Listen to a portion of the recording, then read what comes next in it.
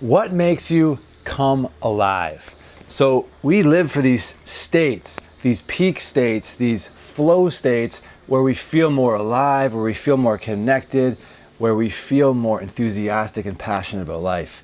And it's these states, when we pursue them, and we pursue them through natural highs, we can make this life that is absolutely beyond our wildest dreams. In fact, we can dream this life into reality just by being intentional about what we want to do, what we want to create, and then doing it each day and dedicating ourselves to the things we love, to the things that make us come alive. And what happens with flow is a natural high. When you get into a flow state, it's this feeling of immersion in this challenge and this meaningful activity where you're pushing yourself beyond what you previously did.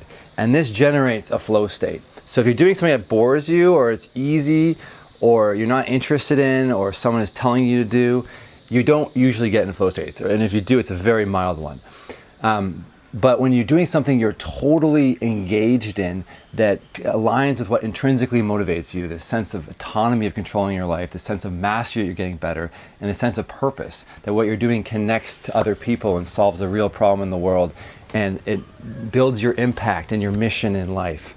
So these flow states are such a powerful way to engineer our lives ultimately for more creativity and more passion and more learning experiences. And today, really, what matters is how fast you learn and how fast you adopt new ideas that you recognize. So for example, if you have some neurotic tendency and you recognize it and you realize in your meditations every day, you can just let it go, how long does it take you to let that go, right? It's the gap between when you have this insight if something needs to change and then you actually change it. And it usually doesn't change right away. It's a process of trial and error where it's easy to procrastinate and get sidetracked and just not get started because our mind has this inner critic, this reptilian lizard brain that wants to keep us safe, wants to keep us doing the way things how they've always been done.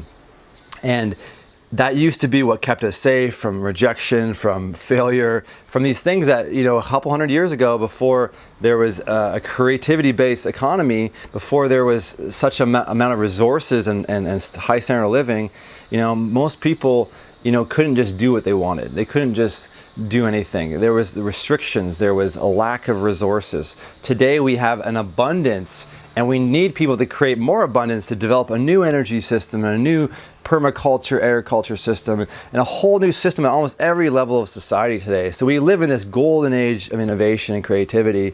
And when you find these activities, these challenging, meaningful activities, and you build them into your routine each day, you get into more flow states, which self-motivates you to do more of that. And then that transforms your whole life long term because you're self-motivated, you're intrinsically motivated by this deeper sense you're gaining each day of autonomy, mastery, and purpose. So this is the kind of underlying mindset to get into flow consistently, is understanding what gets you in a flow state. What would you do if money was no object? What is most meaningful to you? What is your purpose? And then doing that. It's that simple that you just get clear about yourself. That's why I have the DIY Genius Academy to help you get clear on exactly, your long-term goals, your short-term goals, your higher level vision map. So you have a cognitive map to follow.